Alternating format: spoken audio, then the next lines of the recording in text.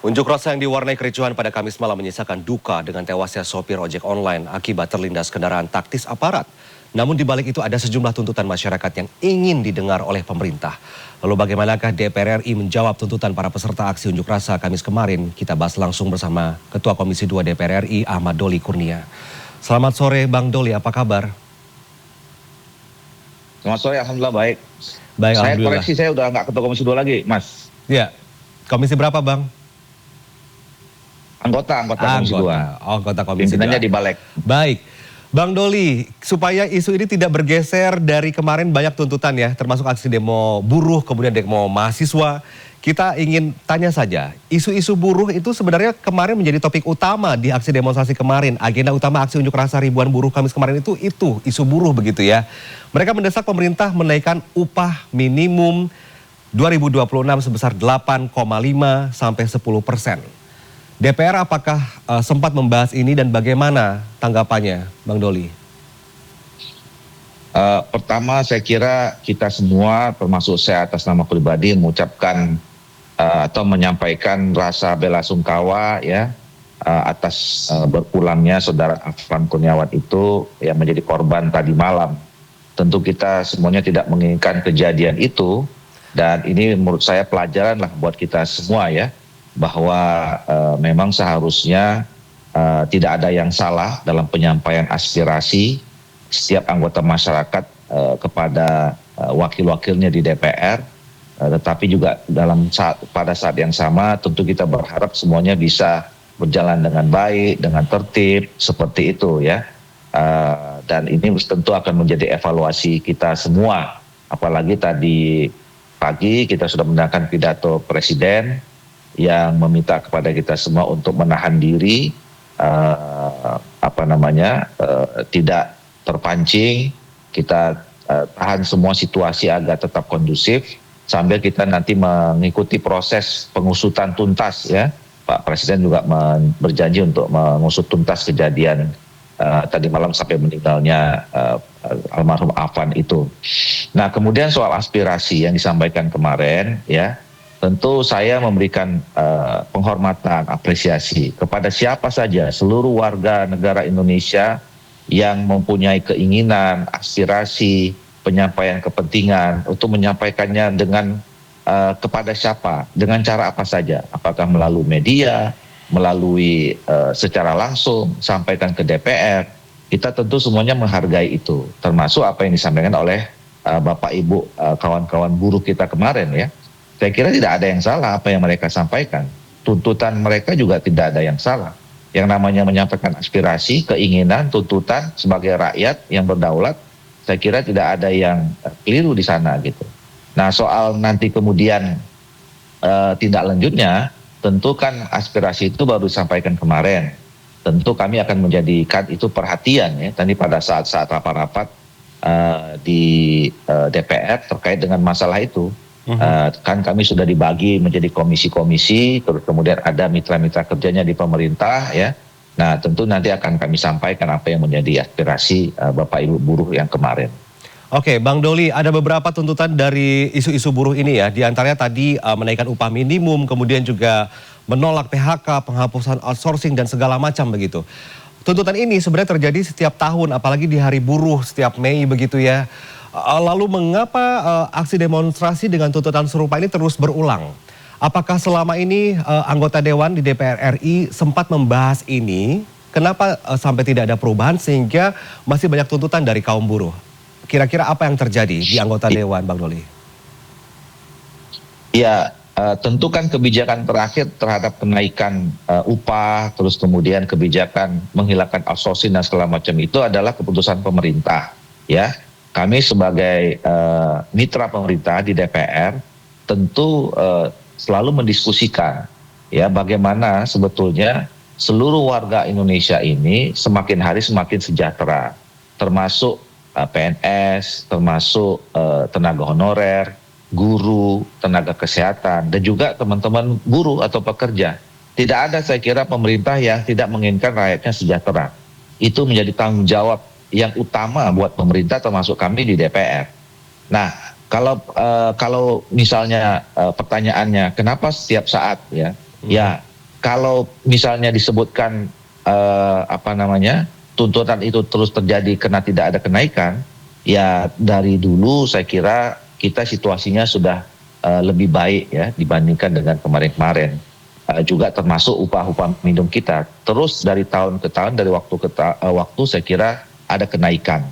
Nah, persoalannya apakah kenaikan itu sudah cukup menjawab persoalan tantangan kehidupan masyarakat di bawah termasuk buruh?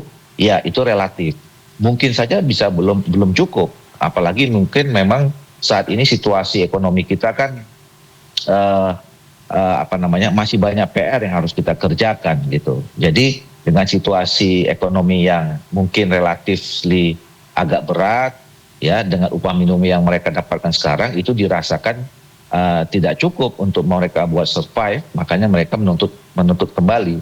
Nah, tetapi yakinlah aspirasi itu pasti akan kami terima ya, dan kami akan sampaikan, akan kami perjuangkan, akan kami diskusikan dengan pemerintah. Kalau memang memungkinkan situasi fiskal dan kemudian situasi ekonomi pemerintahan kita, negara kita bagus, ya, saya kira tidak ada alasan sebenarnya kalau kemudian tuntutan itu bisa dijawab gitu. Selama memang pertimbangan dari segala aspek itu terpenuhi, kira-kira begitu.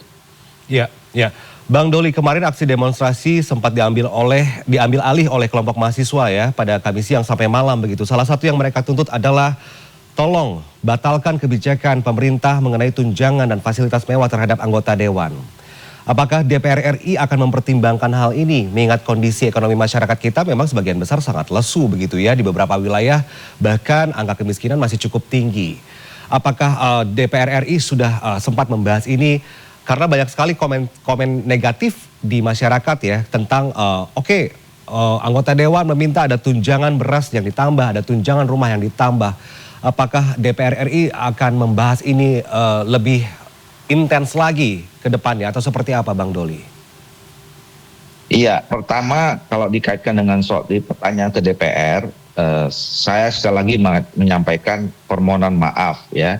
Kalau selama ini ada di antara kami itu menyampaikan pernyataan-pernyataan ya mungkin kurang bisa diterima oleh masyarakat luas, ada sikap, perilaku, tindak tanduk kami yang kurang berkenan di mata masyarakat. Saya sekali lagi atas nama teman-teman menyampaikan permohonan maaf. Tentu ini menjadi koreksi kami ke depan sebagai wakil dari rakyat, wakil dari Bapak Ibu sekalian untuk menjaga kepercayaan yang telah diberikan oleh Bapak Ibu masyarakat rakyat Indonesia sekalian gitu.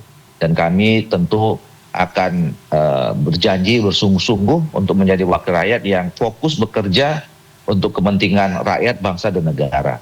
Nah, soal fasilitas ya pertama kan sudah dijelaskan oleh pimpinan juga bisa diakses kepada Sekretariat Jenderal bahwa memang tidak ada kenaikan gaji.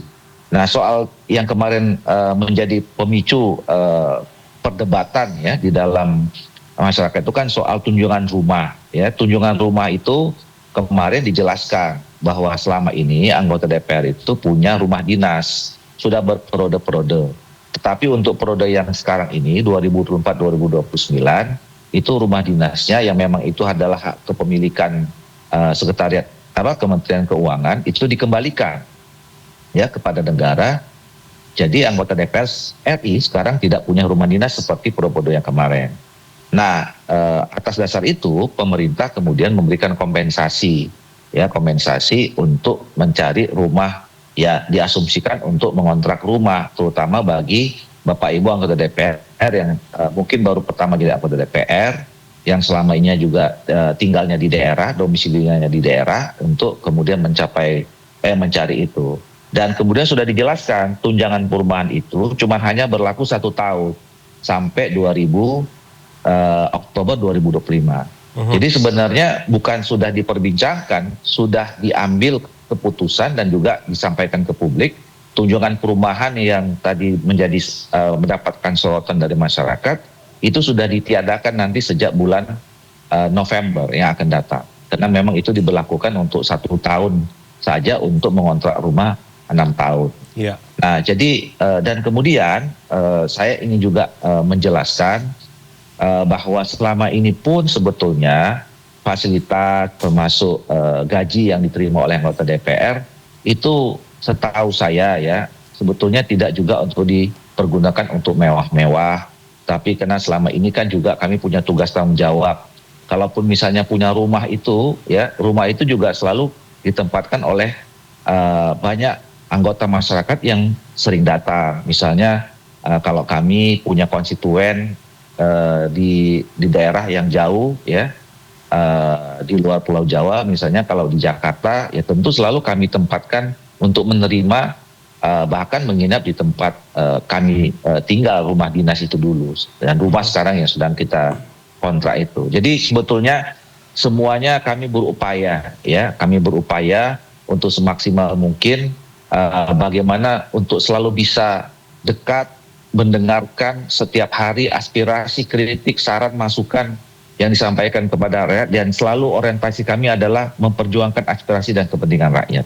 Ya, Bang Doli, memang tunjangan rumah 50 juta rupiah ini yang per bulan ini juga bikin warga Indonesia panas begitu ya, meski diterima hanya pada Oktober 2024 dan akan berakhir sampai Oktober 2025 tahun ini, tapi jumlahnya fantastis gitu kalau ditotalkan.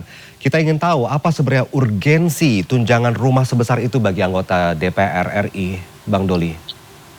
Ya, nah itu seperti yang pernah saya sampaikan ya, sekali saya mohon maaf ini kalau misalnya jadi jangan salah tafsir ya. Saya ini contoh saya nggak mencontohkan yang lain ya. Saya ini sudah periode yang kedua jadi anggota DPR. Kami pun dulu sebetulnya atau saya sebelum menjadi anggota DPR tidak pernah tahu dan tidak pernah mau mencari tahu berapa gaji yang kami terima dan kemudian apa fasilitas yang kami juga akan terima gitu. Jadi pas masuk anggota DPR ya apa saja ada rumah dinas ya kita pergunakan sebaik-baiknya untuk menunjang kerja-kerja kami, kerja yang kami lakukan gitu. Nah kemarin juga begitu rumah dinas tidak ada dan kemudian dikompensasi dengan anggaran seperti itu, saya juga tidak tahu itu kan keputusan dari pemerintah yang katanya waktu itu mengkompensasi karena rumah dinas tidak ada gitu. Nah jadi begini menurut saya ya Mas ya, kita juga kalau bisa objektif ya, mungkin kalau di total dihitung jumlah ya, terus dibandingkan dengan kelompok masyarakat yang lain, memang mungkin sejumlah itu bisa jadi relatif besar gitu ya. Tapi juga nggak bisa juga apple to apple ya. Dan seperti yang pernah juga saya sampaikan, kami tidak pernah sebetulnya meminta gitu ya, tidak pernah meminta bahwa nanti kalau misalnya rumah tidak ada, tolong dikompensasi, tidak. Tapi karena saya yakin kita ini kan bertugas atas nama negara ya, dan negara saya kira merasa perlu untuk mensupport pekerjaan kita, maka kemudian negara memberikan fasilitas itu untuk menunjang kinerja atau kerja-kerja yang kami lakukan. Yeah. Gitu. Jadi bukan untuk dipakai bermewah-mewah sekali lagi ya. Dan kalaupun misalnya itu kami terima, seperti yang saya katakan tadi, rumah itu pun menjadi rumahnya rakyat juga. Yeah. Kami sering menerima tamu di situ, sering menerima konstituen, sering juga berdiskusi tentang kepentingan perjuangan-perjuangan yang sedang kami lakukan di DPR dan seterusnya, kira-kira begitu. Ya, Bang Doli, masyarakat juga menilai gaji anggota DPR RI yang take home pay-nya menembus lebih dari 100 juta rupiah dianggap berlebihan. Apa tanggapan Anda sebagai anggota DPR RI, Bang Doli? Ya itu tadi relatif Mas ya. Kalau soal gaji, saya ya ini mau dibandingkan dengan siapa? Ya kan? Kalau misalnya dikatakan berlebihan itu dibandingkan dengan siapa? Nah, menurut saya yang paling penting itu adalah boleh masyarakat tahu misalnya take home pay kita termasuk soal tunjangan-tunjangan itu ya jumlahnya sekian itu diketahui. Tapi yang paling penting apakah rakyat itu bisa menilai DPR ini bekerja atau tidak, gitu ya. Nah kalau saya tidak ada masalah sebenarnya berapapun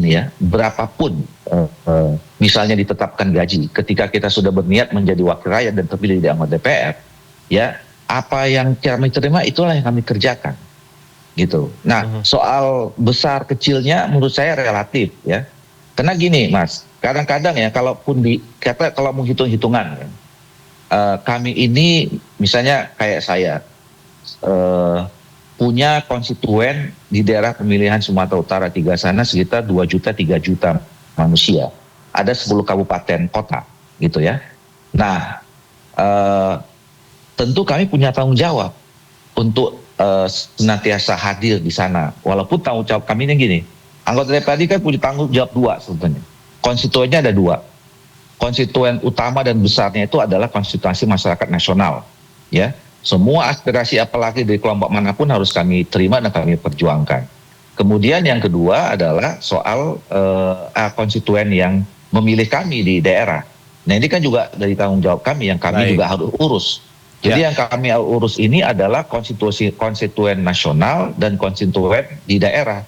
Nah, kita bisa bayangkan bagaimana kalau kita ingin mengurusi semuanya gitu.